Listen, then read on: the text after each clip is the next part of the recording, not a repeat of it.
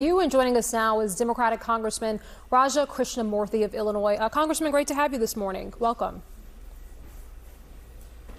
Thank you, Rahel.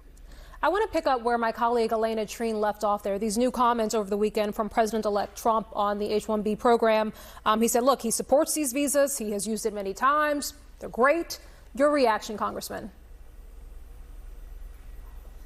I actually agree with him. I think that this H-1B program is an essential component of maintaining our competitiveness. I happen to be the ranking member of the committee charged with trying to win the competition against the Chinese Communist Party. We can't win that competition unless we retain, attract, and get the very best talent from around the world. That's our #1 killer competitive advantage as a country, and so we have to improve that. I want to speak, I'm glad you mentioned the competitive nature of the relationship with China. I want to actually turn now to Trump's threats to the Panama Canal. Here's what outgoing Senator Ben Cardin had to say about it over the weekend. Take a listen. I don't know what the president-elect is saying in regards to how sincere he is, but I can tell you it does raise questions globally as to whether we're a reliable partner. And it really feeds in to Russia and China appeal to other countries as to whether they need to make alliances with Russia and China, whether America will be there for them globally. I mean, it's a pretty strong statement. I mean, do you agree that these threats make the U.S. look like an untrustworthy ally in a way that it could ultimately benefit countries like China and Russia? Yes, absolutely. You know, part of maintaining our deterrence against the CCP or Russia or other adversaries in terms of deterring aggression by those countries is binding closely together with our friends, partners, and allies.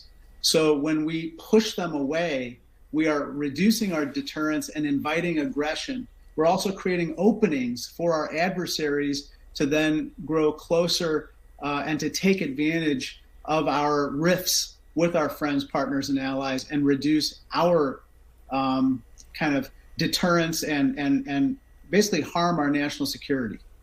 At the same time, though, I mean, Trump's point is that the fees are exorbitant, and the fees vary. They can range from a few dollars to a couple $100,000. Should there be, Congressman, a revisiting of those fees and how they impact Americans?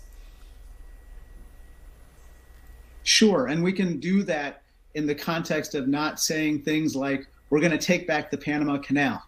Remember, this is a transfer that happened that was ratified by the U.S. Senate. It actually happened under President Jimmy Carter. And I think that this is something that we have to respect.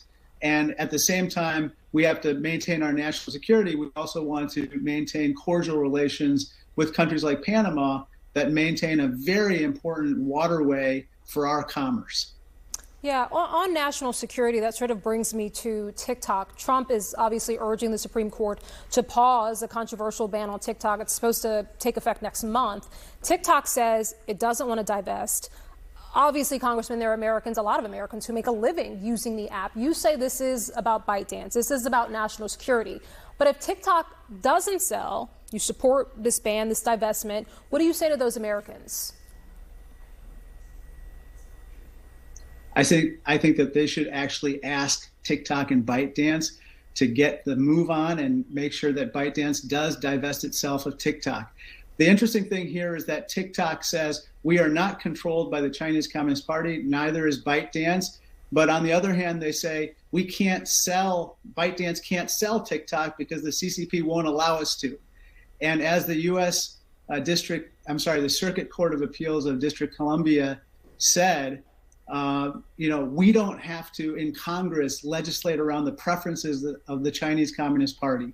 If they decide they are not going to allow ByteDance to sell, we have to do what's in the best interest of our country, and that is make sure that the CCP can't access our data and use it against us.